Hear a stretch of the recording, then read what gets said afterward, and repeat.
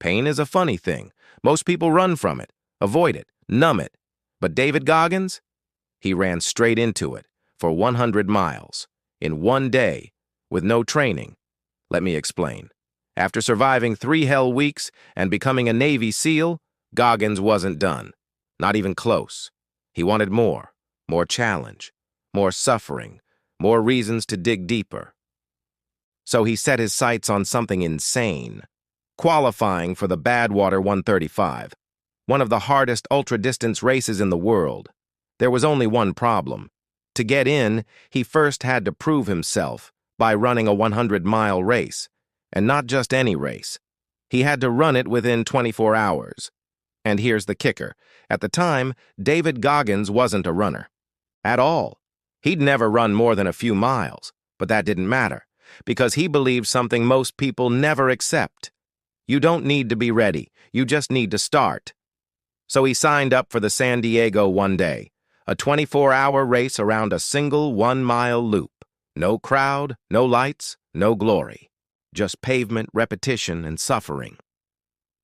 On race day, Goggins showed up with a folding chair, a few bottles of water, some crackers, and a tiny support crew who had no idea what was about to happen. He started running. At first, it was fine.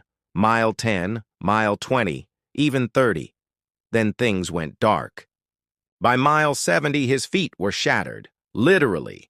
The bones in his feet had fractured. He was peeing blood. His legs were locking up. His body was failing in every way. And there were still 30 miles to go. Most people would have quit long before. But David didn't. Because he had something no one else did. A mind built in hell. He dragged himself forward mile after mile, not with strength, but with something deeper. Resolve. He sat down at mile 70, taped his feet, and got back up. Not because he could, but because he had to. He told himself, "You will finish this race, or you will die trying." And that's when he unlocked something powerful. He reached back into his own past, into all the pain he'd already overcome. The beatings, the racism, the failures, the hell weeks, the bullying, and he realized something. He had receipts, proof, that he'd already done the impossible again and again. So he created a tool. He called it the cookie jar. Every time he wanted to quit, he reached into that jar, not for motivation, but for memory, for evidence, for pain he'd already conquered. And each one reminded him, "You've been through worse. Keep moving." That's the cookie jar. We all need one. It's not about bragging. It's about fuel. When life pushes you, you push back with proof. By the time Goggins hit mile 100, his body was wrecked beyond recognition. His feet were raw. His shins were black with bruises. He couldn't walk straight. He had to crawl just to make it back to his car.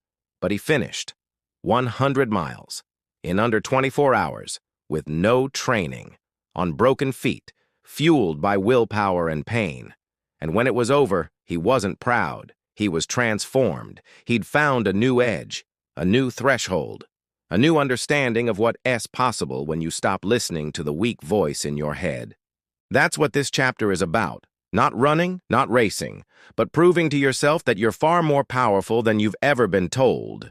You don't need perfect conditions. You don't need fancy gear. You need why. You need memory. You need the cookie jar. So the next time life breaks you down, the next time you're on mile 70 of your own struggle, don't fold, reach in, grab a cookie. Remember who you are, and keep going. Stay hard.